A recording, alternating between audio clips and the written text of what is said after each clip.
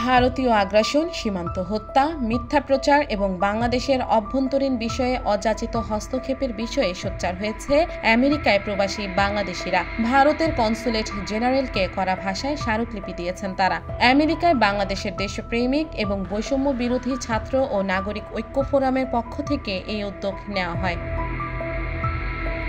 স্মারকলিপিতে বাংলাদেশে বিভিন্ন বিষয়ে ভারতের অযাচিত হস্তক্ষেপ ও বিরূপ আচরণ নিয়ে উদ্বেগ প্রকাশ করা হয়। দুই পক্ষের মধ্যে পারস্পরিক শ্রদ্ধা ও সহযোগিতা পুনরুদ্ধার করতে কিছু বিষয়ে জরুরি পদক্ষেপের প্রয়োজনীয়তা তুলে ধরেন প্রবাসীরা।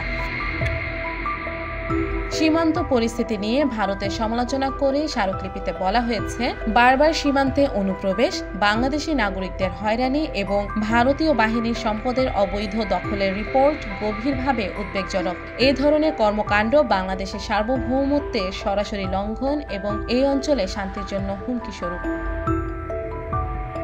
বাংলাদেশে হিন্দু ধর্মাবলম্বীদের নিপীড়নের অভিযোগ ভারতে মিথ্যা প্রচার বলে স্মারকলিপিতে উল্লেখ করা হয়। এতে বলা হয়েছে, ভারতীয় মিডিয়া ধারাবাহিকভাবে বাংলাদেশে হিন্দু সম্প্রদায়ের উপর কথিত নিপীড়নের বিষয়ে বিভ্রান্তিকর বর্ণনা প্রচার করেছে। এসব ভিত্তিহীন দাবি সাম্প্রদায়িক সম্প্রীতির ক্ষতি করে এবং আন্তর্জাতিকভাবে বাংলাদেশের ভাবমূর্তি ক্ষুণ্ণ করছে। সীমান্ত হত্যার বিষয়টি উল্লেখ করে বলা হয়েছে, এসব ঘটনা মানবাধিকারের সুস্পষ্ট লঙ্ঘন। বাংলাদেশের সাবেক প্রধানমন্ত্রী শেখ হাসিনাকে ভারতে আশ্রয় দেওয়া নিয়েও সমালোচনা করা হয়েছে বিবৃতিতে। এছাড়া বাংলাদেশের অভ্যন্তরীণ বিষয়ে হস্তক্ষেপ, আন্তঃসীমান্ত দূষণ, উজানের পানি গতি পরিবর্তন এবং তিস্তা পানি বন্টন চুক্তির সমাধানের বিলম্বের বিষয়টিও স্মারকলিপিতে উল্লেখ করা হয়েছে।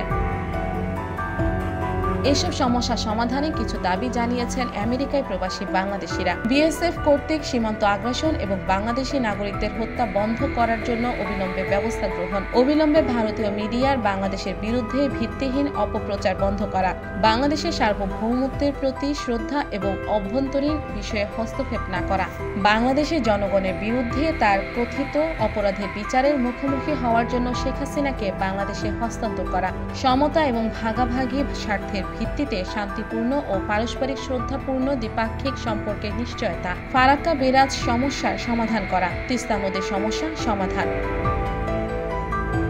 এসব প্রস্তাব রেখে স্মারকলিপিতে বলা হয়, আমরা বিশ্বাস করি পদক্ষেপগুলি বাংলাদেশ ও ভারতের মধ্যে আরও গঠনমূলক এবং সুরেলা সম্পর্ক গড়ে তুলতে সাহায্য করবে, উভয় দেশ এবং তাদের নাগরিকদের উপকার করবে।